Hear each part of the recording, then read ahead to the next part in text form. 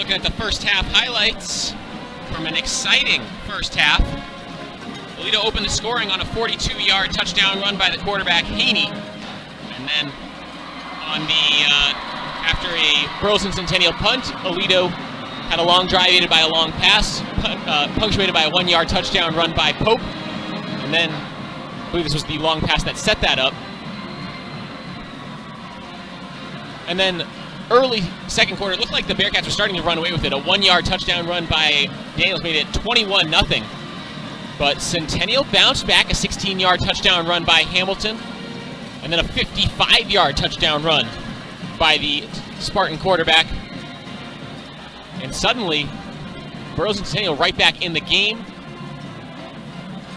Forced a fumble, got the ball back right before halftime, and attempted a long field goal before the end of the half that came up empty.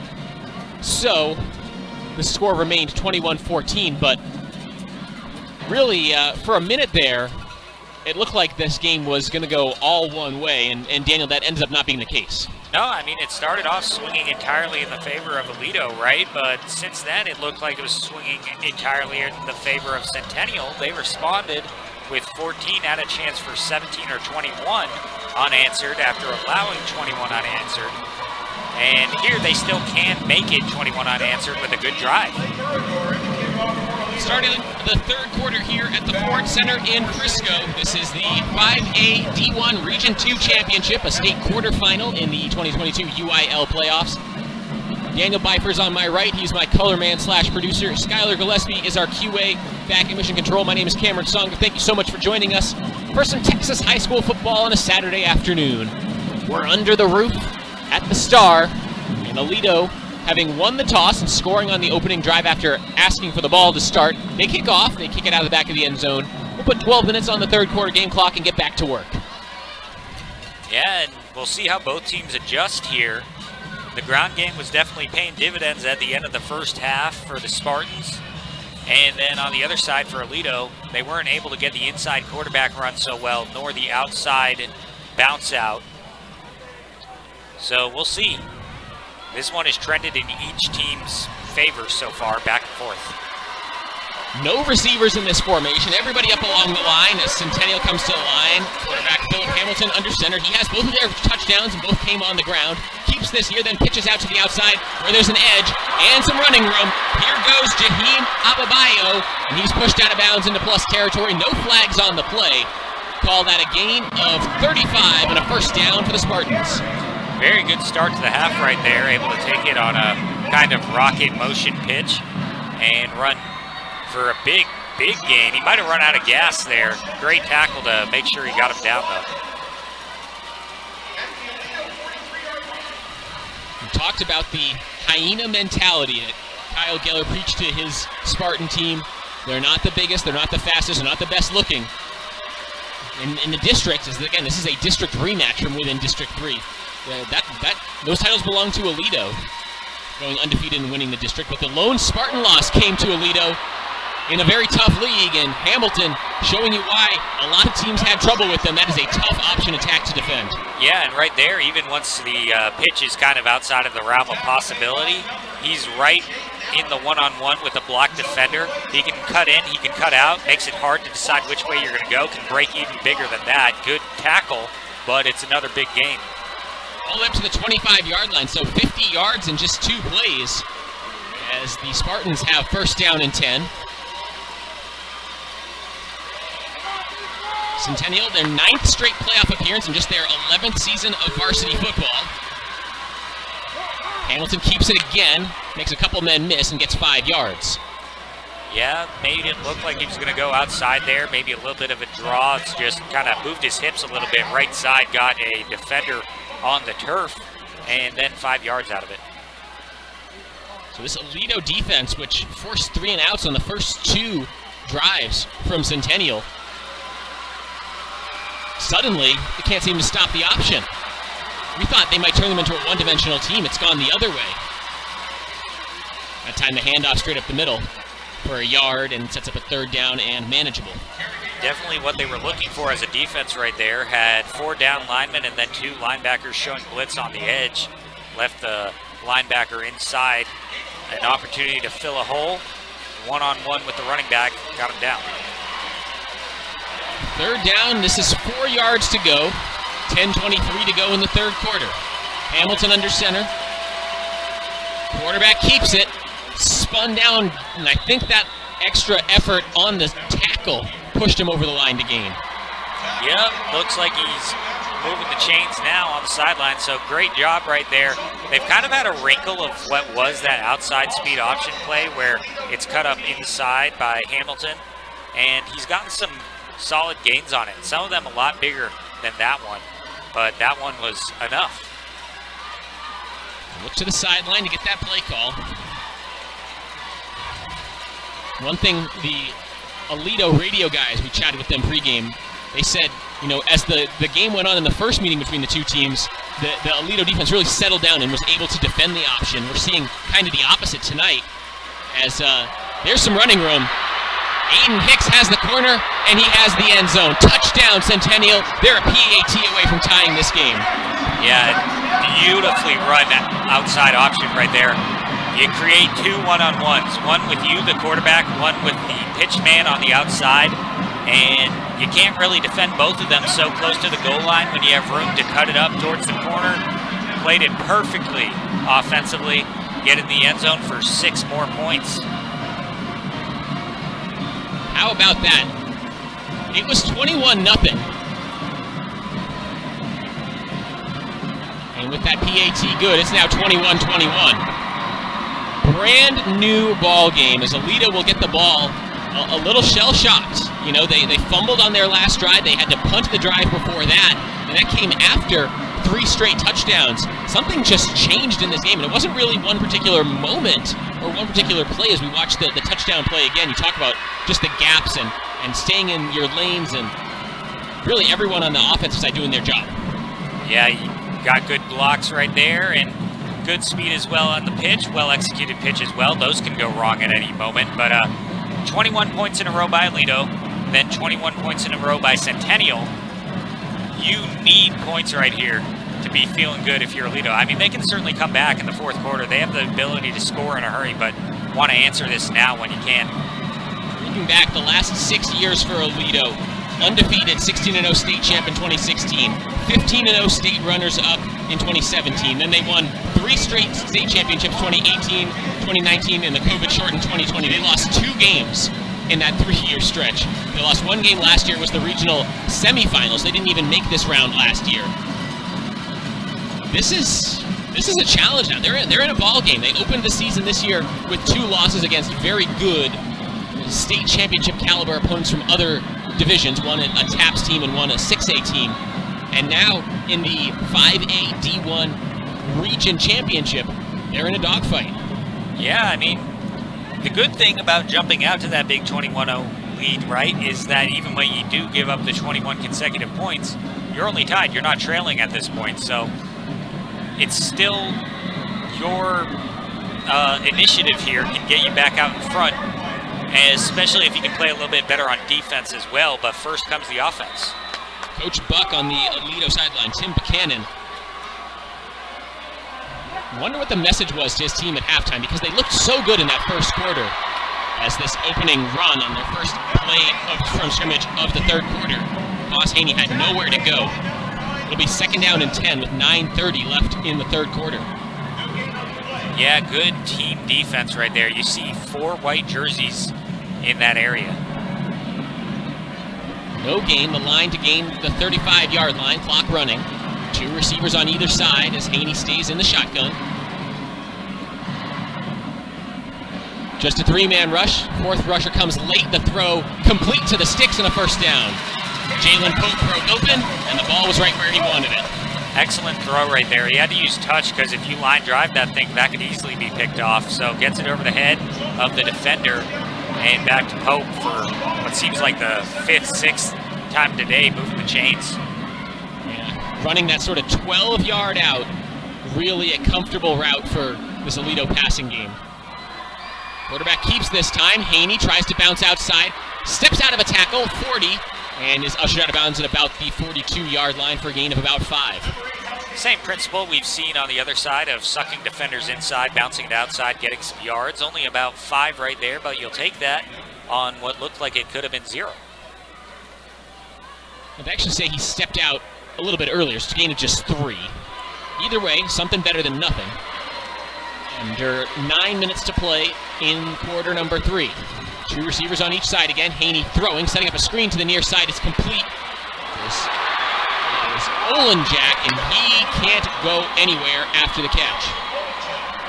You know, a couple plays earlier, we saw some real good team defense right there. That's one-on-one tackling, breaking him down in the open field off of a block and still being contacted as he makes the tackle. Iverson Moore with that one-on-one tackle. If he can make another, you've got to imagine that Centennial sideline will erupt. They're already on their feet for this big 3rd down and 5. Snap to Haney, just a 3-man rush, pass complete to the sideline. That's not going to be enough. They needed the 47, only got the 45, and now 4th down and about 2, and a decision for Coach Buchanan and this Aledo coaching staff. They're going to punt. Yeah, I mean, you have an opportunity to really pin them deep right here, and, you know, maybe the option in the shadow of your own goal line, not always an area you want to pitch the football. Understand it.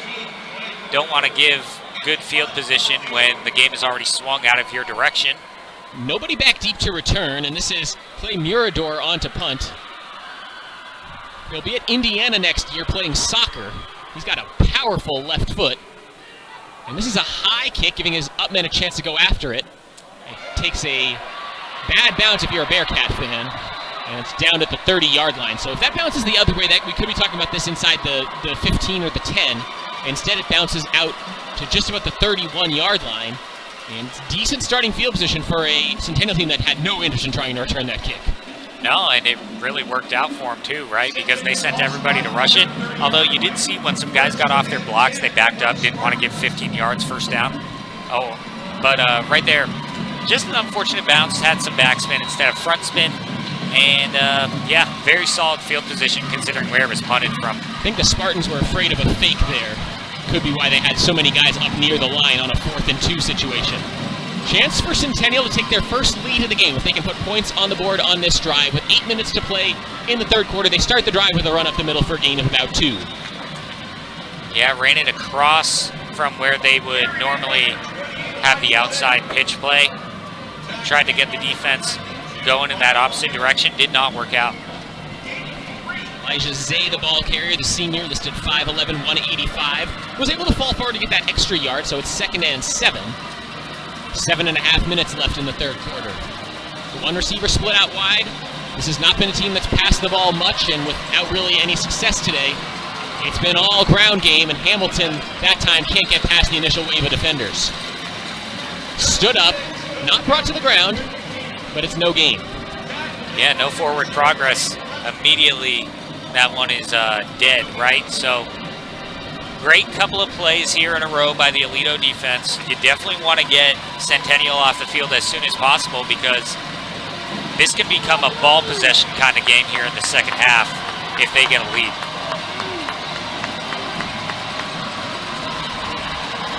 Big 3rd down now for the Spartans. Hamilton drops to throw, steps up, he'll tuck in and try to run. Breaks past one, spins, he's near the sticks. Let's see where they give the forward progress. They'll move the chains. They'll say he got the ball up to the 41-yard line.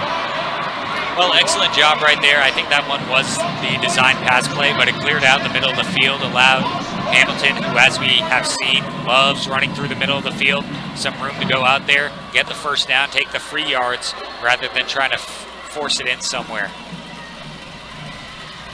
Yeah, there was really not much hesitation. He saw some turf open and then just took off. Whether that was a design draw or not, we'll never know. 1st down and 10 from the 41. Quarterback keeps again, has a hole, gets across the 45, lunges forward about the 47. Excellent blocking right there. He did make the one cut, and maybe even if he's just able to go straight through that hole, but it's a little narrow at the beginning, wider as you keep going. Still, very respectable gain here. 2nd down, we'll call this 4 as we reach the halfway point of the 3rd quarter. It was 14-0 after 1. Aledo scored early in the third quarter to make it 21-0. It was 21-14 at halftime, and Centennial opened the scoring in the third quarter. Pitch out, near side for Hicks. He's ushered out of bounds. Enough for a first down. Yeah, and that pitch actually put him a little bit more behind at first, right? But there were too many bodies in between him and the nearest defender for anyone to get back there. He kind of had a rounded cut, got up the field, and moved the chains. This Aledo defense on their heels in a big way since about the midway point of the second quarter. And we've even seen them setting pressure now. Unfortunately, sometimes that can actually be a harm or a hindrance against the run game. Especially with so many options. Oh, he thought about the pitch, decided to hang on to it, and gets dropped for a loss. Lassoed down by number 0, Jake Gillespie. Great tackle right there by Gillespie. Forced the potential pitch really early before the defense had bitten the rest of the way on the quarterback Hamilton there. And if Hamilton does pitch that, there's no guarantee he gets it where he wants to with his momentum stopped. Loss of 3. Backs him up to the Aledo 48-yard line. But, I mean, again, what a change from that first quarter and a half where the game was played entirely on the side that Centennial was defending. It took them a while just to get their first down. Here's the pitch out. Broken tackle. Here comes Hicks. Took a big hit there as he got across the 40. Not enough for a first down, but this is third and manageable. Definitely manageable here, and I believe Zay on the edge there threw a little bit of a backside block that sealed things for him, for that to be such a big gain, and set up this third and pretty short because there was a defender in the backfield that would have been running behind to catch up there. Third down and 3.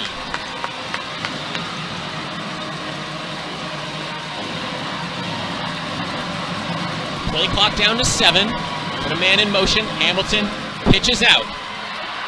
This is Ababayo, has a first down.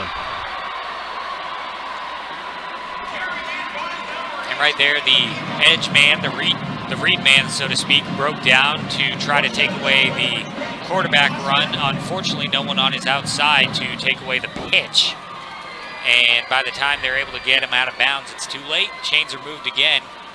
And this drive continues. And look how much time, it's like 4 minutes left in this third quarter. Yeah, that's the thing about keeping it on the ground, an option team that uses all 3 downs.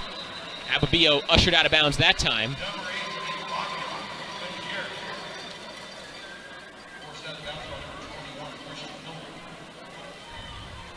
And as we get closer to the red zone here, oftentimes, you talk about how it's easier to defend inside the 20, right? You don't have as much field to cover. But that kind of applies more to passing teams because it's harder to, there are less gaps in the zones.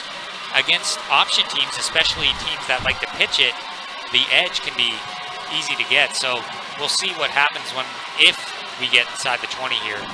Ball is at the 30. Line to gain is the 21. Second down and 9. Hamilton under center. Keeps it. Lost it. And recovered. Hamilton got laid out there, and Johnny on the spot was number 29, Keelan Gregory, who falls on it, the sophomore, showing great awareness to land on that football. And curious to see if they'll keep it on the ground here again, but just an excellent play. Nearly able to recover it as well, but heads up in the backfield. So, right after mentioning what happens in the red zone looking a lot less likely now. It's a little bit further away. Third down and 14. 3:17 left in this third quarter. Hamilton drops to throw. Fires to the right side. Diving attempts. Incomplete. It was short of Keyshawn Tucker. Even if he had brought it in, it's at least 5 yards short of the sticks, probably 7 yards short. Check that was Chapman Lewis, the intended target. This is definitely a spot that it looks like they're going to go for it, right? But kind of tough to go on the ground here. It has been how they've gotten the bulk of their big plays, but... Watch the top of the screen here. Chapman Lewis, mostly a defensive back. He's committed to play their DB at Texas Tech next year. Best athlete on the field. Let's see if they just try to go up one-on-one for him. Hamilton, that's the play call. Into the end zone, looking for Lewis. Out of the back of the end zone, incomplete, no flag. It's a turnover on downs. And Lewis would like a flag, but I do think the fact that it ended up out of the back of the end zone, I don't know if that would have been catchable with feet and bounds, right? So after that long and, efficient, for the most part, drive, not able to come away with anything, and you give pretty good field position. There was definitely some contact there, but the ref saying that was not a catchable ball. And hard to disagree with that, as Hamilton, that's a difficult throw to make. He's standing outside the 40. You're trying to throw to the back corner of the end zone, so that's basically 50 yards in the air almost, and trying to put it in a spot where really your guy's going to win the jump ball on fourth down for a team that doesn't throw a lot. Hard to argue and be too sad about that result. So Aledo takes over after the turnover on downs. Handoff with a big gap. Up the middle goes Hawk Daniels, and he's near first down yardage. It is a first down. And is that the first time we've seen Hawk Daniels since his fumble earlier? I don't recall if we've seen much of him since then. But Aledo has had shorter drives, so hard to say for sure. Aledo moves the ball up to their own 46-yard line. Ball on the left hash with 2:44 left in the third quarter. First and 10 for the Bearcats. Haney throwing on first down, has a completion, and stopped right at the line. The tackle by Iverson Moore on the catch by Jalen Pope. Tremendous job tackling right there. He got low on him and dropped him. Tip of the cap to Iverson Moore, who's listed as a quarterback slash DB on the Spartan roster. I think before the season started, there were some questions on maybe would he get some snaps at quarterback. Haven't seen it today. Haven't seen a lot of it this season, but he has been a stalwart defensively, making some really nice tackles on the edge. He's just a football player. Haney on the rollout, throwing. This time it's caught, and plenty for a first down. It's Moore again, or Pope again. Jalen Pope that time got into a soft spot in the defense and hauled it in. It's been first and Pope, this entire game. I mean, he's been the guy they've been looking to move the chains right there. That works out again. Another kind of take on an out route, way deeper down the field there, but same result. Somewhere between 800 and 900 yards on the season, depending on how many yards he has today. We don't have access to live stats. As Haney tries to throw again, hit as he throws, has a man wide open inside the 5, diving, no, incomplete. Great play design to try to find Tyson Timms, but he couldn't bring it in. Yeah, and tough break there because the pressure obviously got through right there to Haney, right? But he's still able to fire a nearly catchable ball just past the fingertips. Certainly the defense wasn't ready for it. 1:48 left in the third quarter. Everybody breathes as we come back to the line. Line of scrimmage all the way back at the 33 after we were almost talking end zone. Second and 10, Haney. Running to the right, has some blockers, and he's gobbled up quickly. First man to him was Chapman Lewis. We talked about him as the target on that passing play. He's a future Red Raider, 3-star recruit. One of a handful of guys who are committed to play at the next level next year.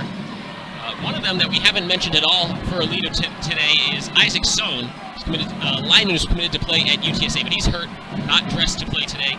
And then defensive tackle Ansel Dinbu, number 32 in black, who will play at Washington State next year. Whistles before the snap. And I think Aledo called a timeout.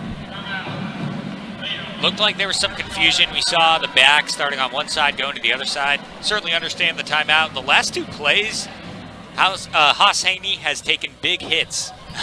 One, kind of defenseless as a quarterback trying to chuck it up, and the other as a runner. We'll have to see. Maybe this is just a chance to get him his wind back. We'll take the timeout with him. You're watching Texas High School football on the NFHS Network. This presentation of the NFHS Network is brought to you by Academy Sports and Outdoors. Have fun out there.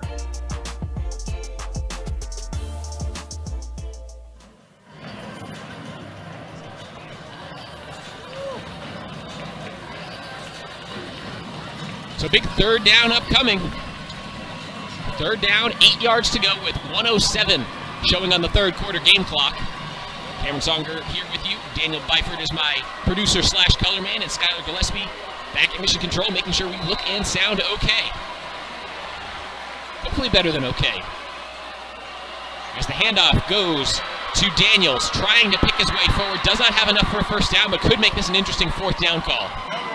Yeah, I think, obviously, while you would like 3 right here and to take the lead back, I think there's no reason not to go for it.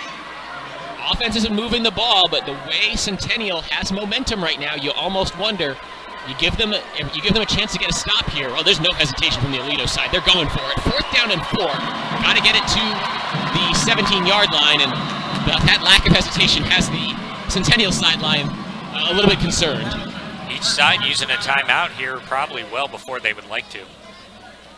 It's just so important right now. The way Centennial can bleed clock with that option attack, it's going to be a short 4th quarter. It's been a short 3 quarters thus far, and every play matters. This play matters a lot more than some other ones. This is a potential huge momentum play. 4th down and 4 from the 27-yard line. Now, Aledo, you mentioned they could go get the 3 points. They've got a really good kicker in Clay Mirador, who's shown off a really powerful leg. He's also their punter. He's probably more comfortable in the kicking game than the punting game, just from the fact that Aledo, their offense, are good. They don't have to punt very much. But they're keeping him on the sidelines here, at least on that last sequence, to see if that ends up being the case again. They spread Centennial way out on that first look. We'll see if they maybe go heavy or show something else here, but the middle of the field was almost empty. Get 1 layer of blocks, you got the first down. It is a spread look, 2 receivers on either side. Their offense is out there. It's 4th down and 4 for the Aledo Bearcats. Haney drops to throw against a 3-man rush, has all day, fires over the middle, has a man, it's caught in the end zone, touchdown Bearcats. Caden Finley, the freshman, stepping up big time.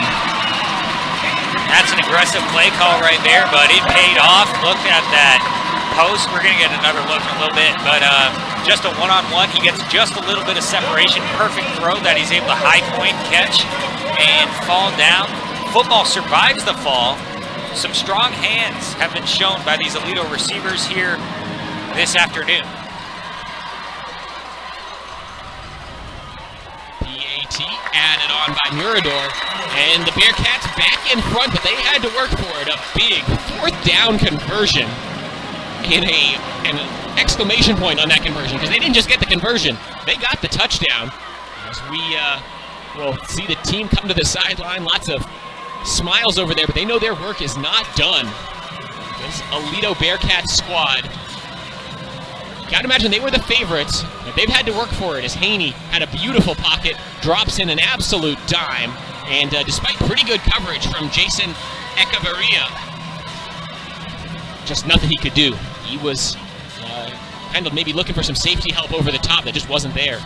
No, the one-on-one is really, and wow, he squeezed that thing between his legs to make it survive the fall. Just incredible.